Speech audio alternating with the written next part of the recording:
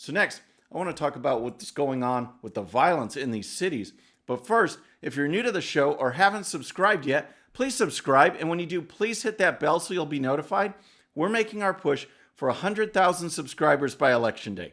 100K by Election Day, and we could do it with your help. So next, you know about all the violence going on. I mean, there's Kenosha, there's Seattle, there's Portland, there's Chicago, there's New York. It just gets worse and worse and worse. And it's been going on for months. Portland, 90 days of riots and protests. It's unreal. These Democrats who run these cities and these states aren't doing anything about it. Well, as we talked about on Friday, the polling is showing up. The media is getting freaked out saying, oh my gosh, we can't keep doing this. Why? Because it's wrong? Because you shouldn't steal and loot and hurt people? No.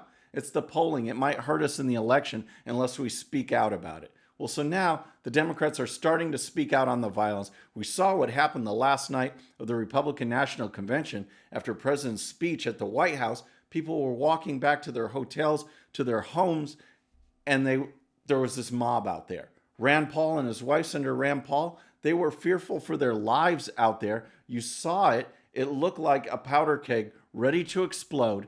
This is what's going on. So now the Democrats are finally acknowledging it. And guess who they say is to blame? President Trump. Here's the story.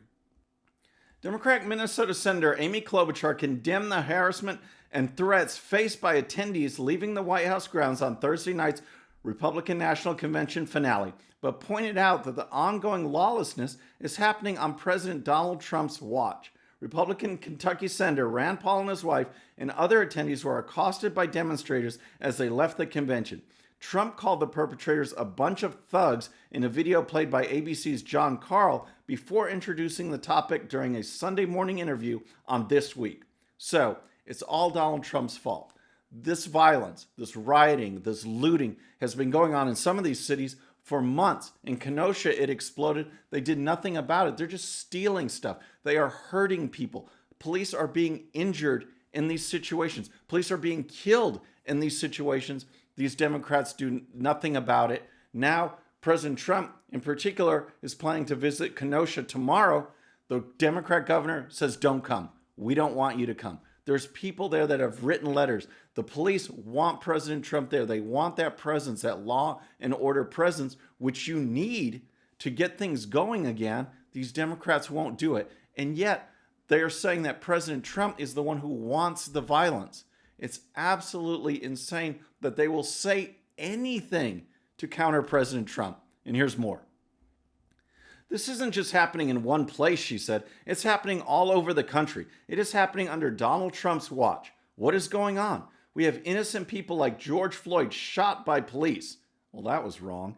We have what happened in Kenosha. Then we have a president that literally stands on the people's lawn in violation of the Hatch Act, stands on the lawn with a bunch of pageantry and a bunch of fancy clothes with arias playing from the balcony and says, oh, do you want to be safe? We are not safe in Donald Trump's America. Wow. And guess what? Those Black Lives Matter protests in D.C., they didn't just stop on Thursday night. They were just beginning. They've extended through the whole weekend. People are getting hurt over there. And here's more.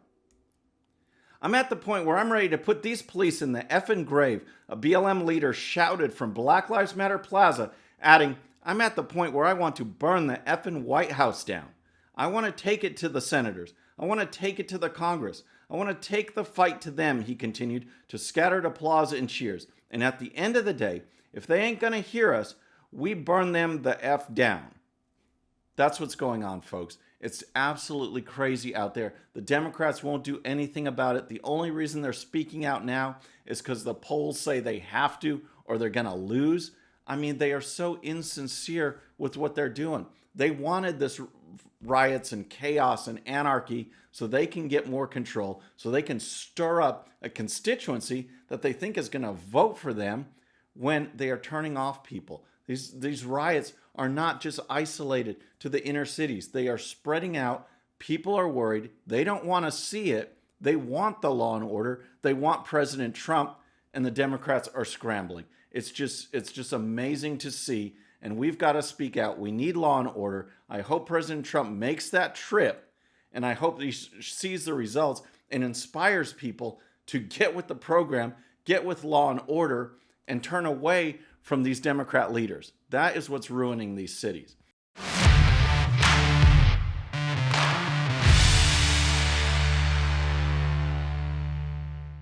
All right, friends, I hope you enjoyed that quick hit, but before you go, there's more. Hit that subscribe button, hit that bell so you'll be notified, then check out the full show that this quick hit came from, and when you're done with that, here's another video just for you. Hope you enjoy it. Have a great day.